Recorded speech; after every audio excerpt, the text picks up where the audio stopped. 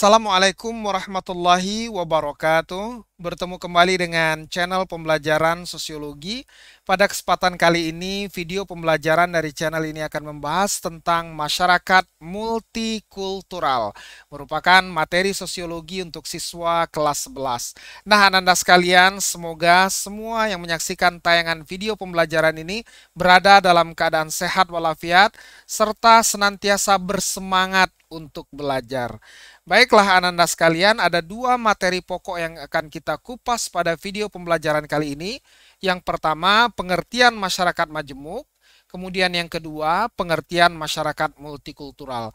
Nah, masyarakat majemuk dan masyarakat multikultural merupakan dua konsep yang sangat bertolak belakang satu dengan yang lainnya. Oleh karena itulah, saksikan penjelasan dari video ini dengan lengkap. Baiklah, kita akan mulai tentang kemajemukan masyarakat. Apa itu kemajemukan masyarakat? Adalah keanekaragaman penduduk dalam kesatuan masyarakat atau golongan-golongan atau kelompok-kelompok secara horizontal atau tidak bertingkat. Nah, istilah ini kita kenal juga dengan diferensiasi ya, diferensiasi sosial. Artinya apa? Berbeda namun tidak menunjukkan adanya kelompok yang lebih tinggi dari kelompok yang lain. Artinya semuanya adalah bersifat horizontal atau sederajat. Jadi tidak menunjukkan adanya tingkatan, adanya kelompok yang lebih tinggi dari kelompok yang lainnya. Nah, sementara itu, apa itu masyarakat majemuk? Nah, ini ada salah satu pendapat dari J.S. Furnival. J.S. Furnival mengemukakan bahwa masyarakat majemuk merupakan masyarakat yang terdiri atas dua atau lebih komunitas kelompok yang secara kultural dan ekonomi terpisah-pisah serta memiliki struktur kelembagaan yang berbeda satu sama lain. Ya misalkan ya, dalam di suatu kota misalkan ya, di mana di kota tersebut terdiri dari misalkan ada kelompok suku yang berasal ya dari suku bangsa Batak misalnya. Kemudian ada kelompok lain ya yang berasal dari suku bangsa Minang, misalkan seperti ini. Nah, secara kultur antara Batak dan Minang ini memiliki budaya yang berbeda-beda. Kita kupas lagi kulturnya ya, dari segi apa? Misalkan bahasanya berbeda ya. Kemudian apa lagi? Keseniannya berbeda ya. Keseniannya berbeda. Minang ada saluang namanya ya. Nah, kemudian Batak yang memiliki kesenian tersendiri. Kemudian juga secara bahasa kesenian. Dan ini ada satu konsep ya, struktur kelembagaan. Norma-norma yang terdapat di sana ya, garis keturunan. Nah, Batak terkenal dengan garis keturunan patrilineal, artinya garis keturunan yang berasal dari pihak ayah. Sementara Minang terkenal dengan sistem kekerabatan yang bersifat matrilineal atau garis keturunan dari pihak ibu. Nah, dari sini bisa kita pahami bahwa masyarakat tersebut merupakan masyarakat yang majemuk karena di sana terdapat kelompok-kelompok yang secara kultur dan juga ekonomi ya, mereka terpisah dan memiliki struktur kelembagaan yang berbeda satu sama lainnya. Nah, menurut J.S. Furnival, ada 4 kategori masyarakat majemuk. Yang pertama, masyarakat majemuk dengan kompetisi seimbang. Kemudian yang kedua, masyarakat majemuk dengan mayoritas dominan. Yang ketiga, masyarakat majemuk dengan minoritas dominan. Dan yang keempat, masyarakat majemuk dengan fragmentasi. Apa penjelasannya? Nah, yang pertama, masyarakat majemuk dengan kompetisi seimbang. Nah, misalkan ini adalah komposisi dominasi ya, dominasi di dalam suatu masyarakat ya. Misalkan di sini ada dua suku bangsa nih, suku yang sangat mendominasi pada masyarakat tersebut, suku bangsa A ya, dan juga suku bangsa A dan suku bangsa B ya, di mana secara jumlah penduduk mereka hampir sama jumlahnya dan secara penguasaan baik itu ekonomi atau juga politik ya, mereka hampir ini sama kekuatannya. Nah, kekuatannya hampir sama. Nah, ini merupakan komposisi masyarakat majemuk dengan kompetisi seimbang. Artinya apa? Antara suku bangsa A yang ini ya dan suku bangsa B secara penduduk secara jumlah penduduk mereka memiliki jumlah yang hampir sama dan mereka kedua-duanya sama-sama mendominasi ya kehidupan masyarakat tersebut. Nah, inilah yang disebut dengan masyarakat majemuk dengan kompetisi seimbang. Nah, konsekuensinya apa? Karena di sini ada dua kelompok besar yang sama-sama mendominasi, maka struktur masyarakat majemuk seperti ini akan sangat mudah sekali atau sangat rentan terjadinya konflik sosial. Karena ada dua kekuatan yang seimbang, yang sama kuat. Nah, ini yang disebut dengan masyarakat majemuk dengan kompetisi seimbang. Nah, kemudian kita lanjutkan yang kedua, masyarakat majemuk dengan mayoritas dominan. Nah, ini perlu digarisbawahi ya, mayoritas. Nah, misalkan ini di suatu masyarakat ada 5 kelompok etnis ya, atau suku bangsa. Ada suku bangsa A, B, C, D, dan E. Nah, dari segi jumlah penduduk atau dari segi komposisi penduduknya, yang terbanyak adalah suku bangsa E, yaitu 60%. Nah, bisa jadi kelompok atau suku bangsa E ini adalah suku pribumi ya, atau penduduk asli ya, penduduk asli di suatu tempat. Nah, kemudian mereka juga ternyata mendominasi kehidupan dalam masyarakat tersebut. Dominasinya misalkan kita anggap misal saja sebanyak 70% dominasinya. Nah, maka dari sini dapat dilihat bahwa pada masyarakat yang digambarkan pada tabel ini, kelompok yang dominan adalah kelompok yang jumlahnya mayoritas yaitu suku bangsa E. Nah, dengan demikian dapat disebut bahwa komposisi pada masyarakat ini adalah masyarakat majemuk dengan mayoritas dominan. Kenapa mayoritas dominan? Karena jumlah penduduk yang mayoritas inilah yaitu suku bangsa E, kelompok tersebut atau suku bangsa tersebut yang mendominasi kehidupan pada masyarakat tersebut. Dan di sini ya, ini yang disebut dengan masyarakat majemuk dengan mayoritas dominan. Nah, lawan dari masyarakat majemuk dengan mayoritas dominan adalah masyarakat majemuk dengan minoritas dominan. Nah, kalau yang tadi ya, yang jumlahnya banyak yang mendominasi. Komposisi penduduknya yang paling banyak itu yang mendominasi. Nah, kalau minoritas dominan, kebalikannya. Secara komposisi penduduk ya, suku bangsa A ini paling kecil, hanya 15%. Nah, bisa jadi suku bangsa A ini adalah pendatang di daerah tersebut. Ya, mereka jumlahnya sedikit, hanya 15%. Namun ternyata kehidupan dari masyarakat tersebut, baik itu dari aspek ekonomi atau aspek lainnya, berhasil mereka dominasi sebanyak 70%. Artinya apa? Meskipun secara komposisi penduduk suku bangsa A ini dia jumlahnya tergolong kecil ya, 15% saja, namun mereka berhasil mendominasi kehidupan apakah itu dalam bidang ekonomi atau dalam bidang politik ya sebanyak 70%. Nah, ini kita lihat kebalikannya ya. Nah, ini E. E ini merupakan mayoritas, dia 60%. Tapi ternyata mereka tidak bisa mendominasi. Dominasinya kecil sekali, hanya 8%. Nah, begitu juga dengan suku bangsa yang lainnya ya. Nah, dari sini dapat diketahui bahwa komposisi masyarakat ini adalah masyarakat majemuk dengan minoritas dominan. Artinya apa? Masyarakat dengan jumlah penduduk yang tergolong kecil ya, tergolong minoritas, namun mereka mendominasi aspek kehidupan dari masyarakat tersebut. Nah, selanjutnya adalah masyarakat majemuk dengan fragmentasi. Nah, pada masyarakat majemuk dengan fragmentasi, ini tidak ada kelompok yang mendominasi ya. Ini ada kelompok-kelompok kecil ya, dan jumlah suku bangsanya ini sangat banyak ya. Jumlah suku bangsanya ini sangat banyak dan di sini tidak ada yang mendominasi. Artinya apa? Masing-masing suku bangsa memiliki ya kekuatan tersendiri. Nah, ini yang disebut dengan fragmentasi. Artinya mereka terpecah-pecah ke dalam kelompok-kelompok ya, ke dalam kelompok-kelompok yang masing-masing kelompok itu semuanya tidak ada yang mendominasi. Artinya semua terpecah menjadi kelompok-kelompok kecil dan secara dominasi mereka juga sifatnya kecil. Tidak ada yang sangat mendominasi, tidak ada yang menguasai, yang sangat menguasai kehidupan pada masyarakat tersebut. Nah, ini yang disebut dengan masyarakat majemuk dengan fragmentasi.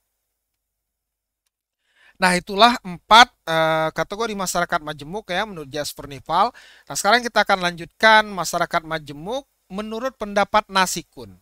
Nasikun mengemukakan bahwa masyarakat majemuk adalah masyarakat yang terdiri atas dua atau lebih tertib sosial, komunitas, atau kelompok-kelompok yang secara kultur, ekonomi, dan politik terpisah-pisah atau terisolasi, serta memiliki struktur dan kelembagaan yang berbeda antara satu dan lainnya. Ya, tadi mengenai struktur kelembagaan sudah kita bahas ya, mengenai norma-norma yang mengaturnya, ya. Ya, salah satu contohnya ya, struktur di dalam menentukan garis keturunan. Nah, ini tadi sudah kita bahas. Nah, mereka ini terpisah baik secara kultur ya, secara budaya, atau secara ekonomi ya, dan juga secara politik. Ini tambahan satu dari Nasikun adalah unsur politik.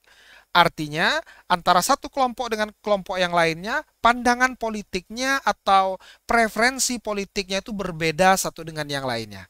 Nah, inilah yang dimaksud dengan masyarakat majemuk ya, menurut pendapat dari Nasikun. Nah, ini. Dan juga dalam bidang ekonomi. Nah, kehidupan ekonomi mereka terpisah satu dengan yang lain. Apalagi secara budaya. Masing-masing kelompok memiliki kebudayaan yang berbeda-beda tentu saja. Oke, kita akan lanjutkan. Masyarakat majemuk menurut Clifford Geertz. Clifford Geertz mengemukakan bahwa masyarakat majemuk adalah masyarakat yang terbagi-bagi dalam beberapa subsistem yang berdiri sendiri dan terikat dalam ikatan primordial. Nah, apa itu ikatan primordial? Ikatan primordial adalah unsur-unsur atau hal-hal yang dibawa sejak lahir. Artinya sesuatu yang melekat pada diri seseorang. Misalkan, seseorang yang dilahirkan dari ayah dan ibu yang bersuku bangsa Minang, maka secara otomatis, secara primordial ya, ikatan primordialnya adalah anak tersebut juga suku bangsanya adalah suku bangsa Minang. Nah, ini disebut dengan ikatan primordial. Nah, menurut Clifford Geertz, masyarakat majemuk merupakan masyarakat yang terbagi-bagi dalam beberapa subsistem. Misalkan kita ambil contoh di suatu masyarakat ya, ini ada beberapa subsistem, misalkan suku bangsa A, kemudian B, C, dan D ya. Nah, masing-masing memiliki subsistem yang berbeda-beda. Suku bangsa A ya, mereka misalkan ya, suku bangsa A ini adalah suku bangsa Jawa, misalkan seperti itu.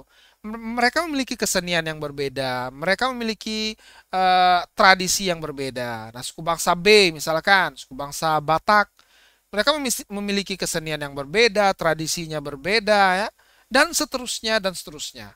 Aceh suku bangsanya misalkan Minangkabau, yang D misalkan Melayu. Nah, artinya apa? Masing-masing kelompok dalam masyarakat majemuk ini mereka berdiri sendiri. Nah, mereka memiliki nilai-nilai tersendiri, norma-norma tersendiri yang itu semua diikat oleh ikatan primordial atau ikatan-ikatan yang dibawa sejak lahir. Oke, kita akan lanjutkan. Ciri masyarakat majemuk menurut Piel L. van den Berg. Nah, ini ada 6 ciri dari masyarakat majemuk. Artinya, kalau masyarakat masih ya memiliki keenam ciri ini, maka masyarakat tersebut tergolong ke dalam masyarakat majemuk. Nah, apa saja yang pertama? Mengalami segmentasi ke dalam kelompok sub kebudayaan yang berbeda satu dengan yang lain. Nah, segmentasi artinya apa? Terbagi-bagi. Tadi sudah kita contohkan, misalkan ada segmen masyarakat Minang, kemudian ada segmen masyarakat Batak, yang mereka memiliki kebudayaan yang berbeda satu dengan yang lainnya. Dari segi bahasanya, dari segi keseniannya, makanan tradisionalnya, nilai-nilainya, tradisi-tradisinya berbeda antara satu dengan yang lainnya. Nah, ini adalah ciri yang pertama. Kemudian yang kedua, memiliki struktur sosial yang terbagi ke dalam lembaga yang bersifat non-komplement. Non-komplementer. Artinya apa? Antara satu suku bangsa dengan suku bangsa yang lainnya itu tidak bisa saling melengkapi. Bahkan mereka cenderung bertentangan ya secara struktur. Misalkan struktur eh, dalam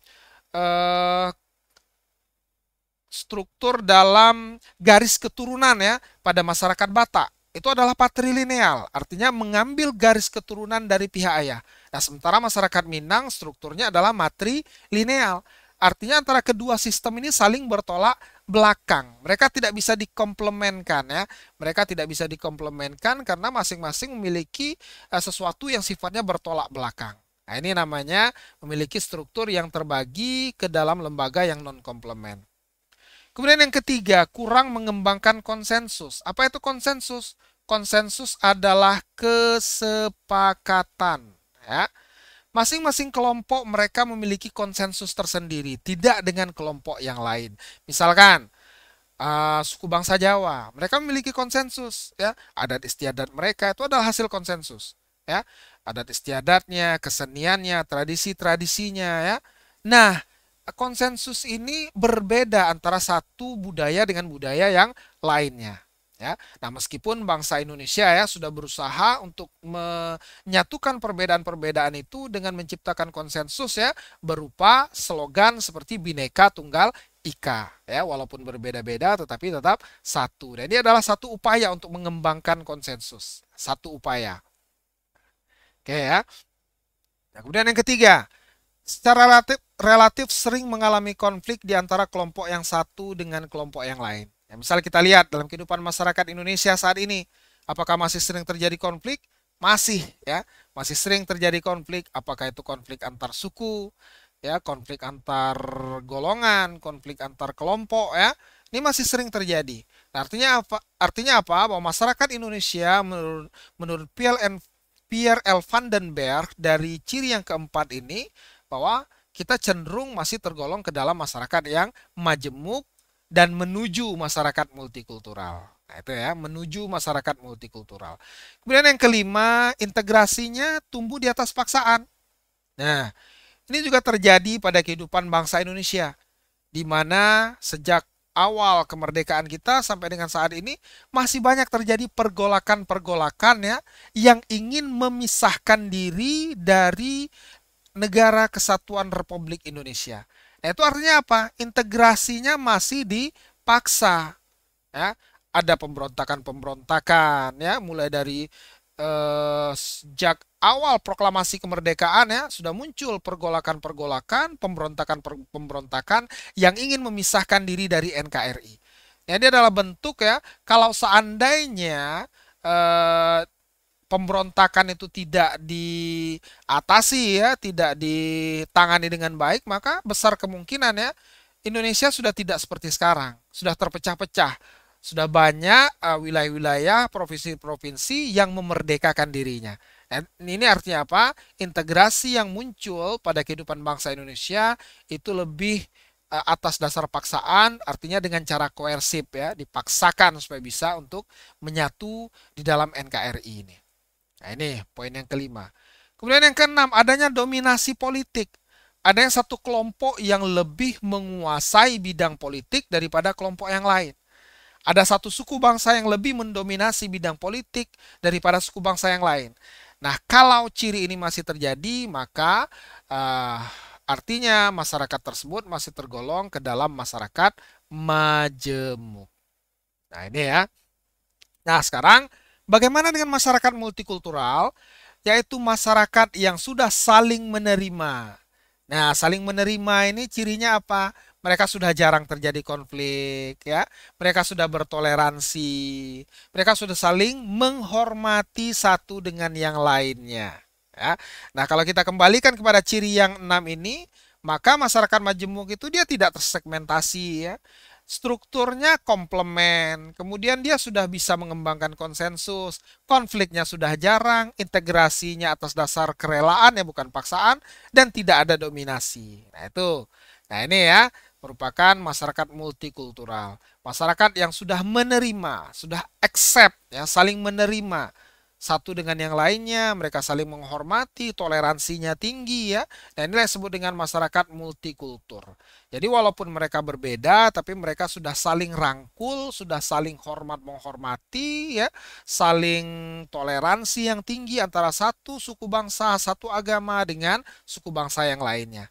Nah, inilah harapan kita bahwa Indonesia bisa menjadi masyarakat yang multikultur, masyarakat yang benar-benar bisa saling menerima, bisa saling menghormati satu dengan yang lainnya. Nah, anak-anak sekalian, inilah materi kita pada kesempatan kali ini. Nah, terdapat perbedaan yang sangat-sangat signifikan ya antara masyarakat majemuk dengan masyarakat multikultural. Semoga anak-anak sekalian dapat memahami materi ini dengan baik. Terima kasih atas perhatiannya. Jangan lupa like, kemudian share, dan subscribe channel YouTube ini. Terima kasih. Kita bertemu kembali pada video pembelajaran berikutnya. Wassalamualaikum warahmatullahi wabarakatuh.